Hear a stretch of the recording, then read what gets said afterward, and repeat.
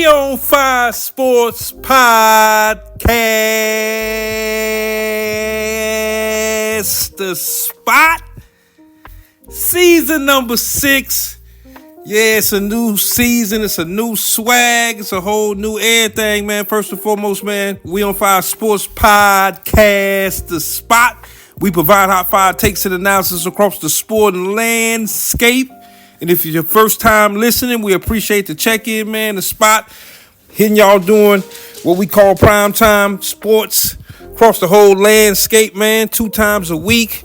Man, the debut show coming out in a couple of weeks, but we had to hit y'all with a little summer sauce, man. A little summer sauce out here, man. It's just percolating across the summer. It's a lot of big-time moves going on out here, man. First and foremost, didn't formally say, but congratulations to the New York Knicks winning the NBA championship. You know, I know that was, last month or so, man, but definitely got to give the Knicks some love, man. Jalen Brunson, NBA Finals MVP. You know, it's just been some crazy times across the National Basketball Association last season. Knicks number 3 seed went on to win that chip. Jalen Brunson, one-man gang out here, man, putting Harden on skates and skating to the NBA Finals and taking out the San Antonio Spurs. And the summer's been exciting. There's been a lot of moves across NBA free agency and so forth. We had Giannis leaving the Milwaukee Bucks, going down to the Miami Heat. I just got an opportunity to check him out, just a whole behind-the-scenes look of him making that transition down, man, from cold Milwaukee down to Miami. Shout out to the Milwaukee Bucks fans, man. I know some of them are very upset that he left, but, I'm getting some good vibes up in Milwaukee that a lot of people, wished him well. He did bring a championship to Milwaukee, first time since my man Lou Alcindor, known as Kareem Abdul-Jabbar, Oscar Robertson, and that crew, won a championship back in the early 70s. But, it never fails. It never fails, man. LeBron James. LeBron left the Los Angeles Lakers, transitioned on to the Philadelphia 76ers. The Sixers, they cooking hot this summer, man. Acquired Jaylen Brown from the Boston Celtics. That was a big-time move. Shipped out Paul George. And the King, LeBron James, has landed on the doorstep of the Philadelphia 76ers. Shout out to Mike Gansey, too, man, general manager of the Philadelphia 76ers. I remember when Mike Gansey was a college basketball player at West Virginia, man, back in the early 2000s, man. Good basketball player. And, he's moved on to the front office in the NBA annals. And, he's done a great job so far. I think a lot of people, looked at Philadelphia losing to, last season, man, just getting DDT by the Knicks. And the Knicks was just on one last season, obviously winning the NBA championship. But, my whole thing about LeBron James, man, is here we go again. Here we go again, man. I mean, it's a situation to where, and first and foremost, man, to the LeBron lovers out there, I'm not hating. But to me, at the end of the day, LeBron, age 40 plus, keeping himself in good shape. I can't be mad at him about that. But as far as him being a power player in the NBA, I think those days are over with, man. And I just think that ESPN been landing on real heavy, real heavy. And, I just think that LeBron James, at this point in his career, being over the age of 40, he's the number 3 guy. You saw it in Los Angeles with the Los Angeles Lakers. A lot of people say, hey, well, he broke up with them. Nah, I think they broke up with him, player. I think the Los Angeles Lakers and Rob Pelinka and the new ownership, Walter, I thought they just simply moved on from LeBron James, meaning that they got a superstar in tow in Luka Doncic. I think they was just tired of the whole clutch situation out there in Los Angeles. And I thought that once Jeanie Buss sold the team, I thought that the Los Angeles Lakers was already moving in the direction of getting rid of LeBron James. And, a lot of people, put the sauce on it, say, hey, well, he just want to win. I mean, that's every season, man. Like, who we fooling? He wanted to win last year. He wanted to win the year before that. So this ain't a new frontier. It's a situation for me to where the Los Angeles Lakers, simply chose to, pay market value for Austin Reeves more so than LeBron James. And, they've laid out the red carpet for LeBron. You look at his tenure out in Los Angeles. He won a world, championship with the Lakers, man, back in, 2020 bubble year. And, as much as people, want to, big it up or want to down it, at the end of the day, it was just unfamiliar circumstances across not only the NBA, but the whole world as a, whole, just with the whole pandemic going on. And, I don't discredit him for winning that chip, but at the end of the day, if you'd have told me when LeBron James went out to the Los Angeles Lakers, he would only win one championship in 7-8 seasons out there, I would just be like, all right. I don't think it's a situation to where, like I said, he moves the needle anymore. And there's nothing wrong with that. I've been around enough to see a lot of great players, whether it be, when I first started watching basketball, a guy like Dr. J. He exited stage left gracefully. He saw what the league was about. Still you had, this is 1987 we talking about, but, you still had Bird and Magic still going on in their wars. You had a Dominique Wilkins down in Atlanta making noise. Isaiah Thomas creeping on the come up.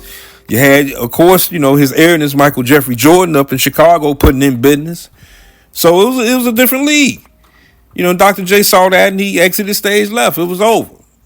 And so I just think that for a lot of players, that's a hard, situation to grasp. LeBron, not the first guy that, on the way out, he was scratching on the walls, like a cat. You trying to throw him off the third floor, he ain't want to go. So, I can't knock that from just being a competitor. But, if you telling me that LeBron James is a 1-2 option to help a team win an NBA championship, them days are over. And ain't nothing wrong with that. I already hear the rumblings. Hey, if they win, if he wins in Philadelphia next season, it'll be their first championship since 1983. But we all know that LeBron James is not going to be the main guy stirring the wheel. We all know that. Come on now. You look at, Tyrese Maxey, who is an all-star player. He's an all-NBA caliber player, phenomenal talent. He's driving that bus. Jaylen Brown, the most recent NBA Finals MVP, LeBron James, other than on that team. He got a bone to pick. His situation in Boston just kind of blew up out of nowhere, even though there's a lot of speculations about, what he was saying and, on Twitch and, doing all of that. But at the end of the day, we went into, a year or so ago, or freshly after they won the NBA championship, you thought those two guys were going to be together for a minute, him and Jason Tatum. So, at the end of the day, I just think that, if Philadelphia does win, it won't be solely because of LeBron James, and anybody thinking differently is a little bit confused out here. And so it's a lot of interesting things going on across the National Basketball Association. Like I said, man, you had, a few moves, some trades out here, man. And we'll get in depth on that, definitely in season 6 premier show coming up in a couple of weeks. But, I had to hit y'all with a little sauce, man. It's been a hot minute, man. I know, a lot of y'all, man, just been rocking with us over the last, 5 seasons or so. And we appreciate you guys and appreciate bringing some new listeners on board, man. But we kicking this sauce across the whole sport landscape, NBA, college basketball, college football. Can't forget about the National Football League. Its training camp is coming up. A lot of teams, or all the teams at this point, have reported a training camp. And so it's on and cracking for the football lovers out there. And I'm definitely one of them, man. So we're going to kick game across the whole National Football League. Going to give that official, preview look across the league. Also, too, going to throw out there who I believe is going to, raise the Lombardi Trophy this season. And so it's going down. But speaking of the NFL, there's some quarterbacks out there that they still got that albatross on. One of them is Josh Allen. At some point, they move into the new digs, the Buffalo Bills next season. I mean, can he get them to the Super Bowl? It's been 30 years since the Bills have made it to the Super Bowl. We all know what happened in the 90s. Some of my OGs out there, them losing 4 consecutive Super Bowl games, between 1993. And so, for them, it's been a long time coming. And so Josh Allen, it's time for him to try to get this team over the hump. He brought in DJ Moore this season. It was a good acquisition, I believe. Increased, just their receiving core. Got my man, Dobbs over there, and so I'm liking what I'm seeing. But I think at the end of the day, at some point you got to break through. Another gentleman in the AFC under the same circumstances is Lamar Jackson. He's got to make a situation in Baltimore where they got a new head coach and mentor his first season.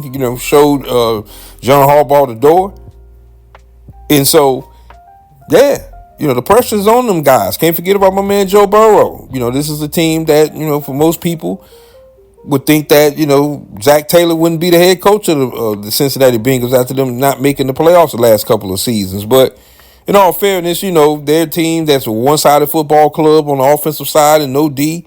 Then you had, Joe Burrow, being nicked up over the last 2 years a little bit. And so, yeah, for those three customers, and it's funny because all three of them was in the AFC, is that, it's put up or shut up time. And so, we're going to kick some game across the National Football League. Can't forget about Aaron Rodgers. This is his last NFL season for the Pittsburgh Steelers as we keep it in the AFC.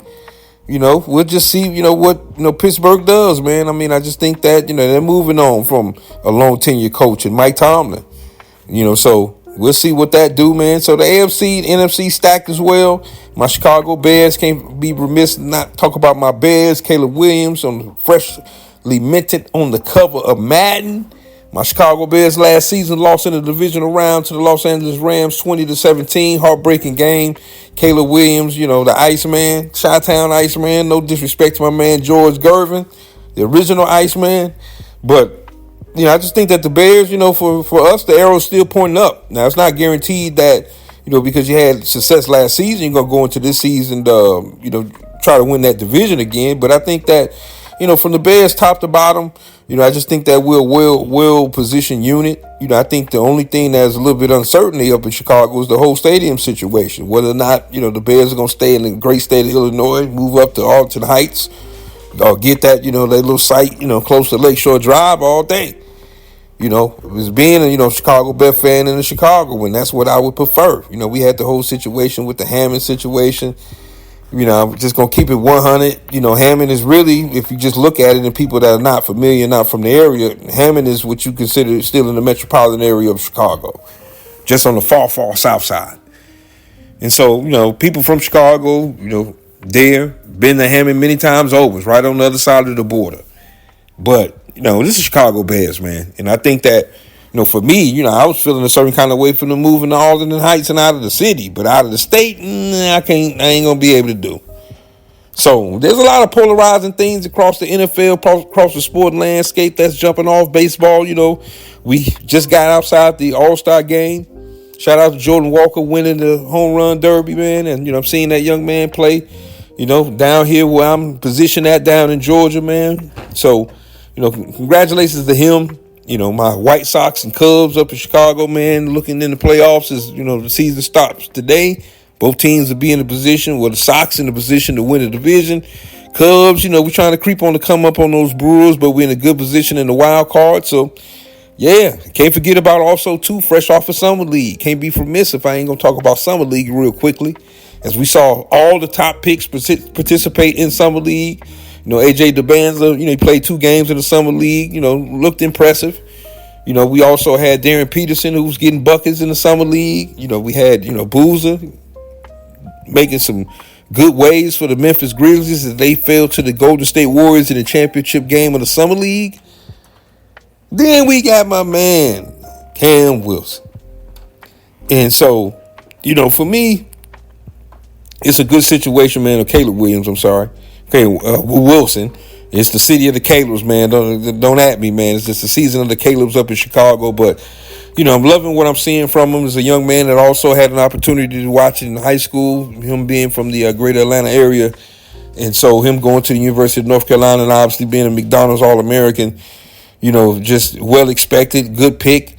My Bulls making good headway, new head coach. Also, 2 new general manager in Bryson Graham. I think that Diago Splitter, did an outstanding job in Portland under the circumstances of last season with the whole Chauncey Billups situation. And so, man, I'm just kind of stoked just across the whole sporting landscape, man. But definitely want to check in with you guys, man. I got season number 6, the pre-miss show coming up, man. We're going to jump that thing off mid to late August. So, man, definitely be checking out here, man. And once again, I appreciate all the love and the feedback. I appreciate you. Yeah. We on Fire Sports Podcast. The Spot.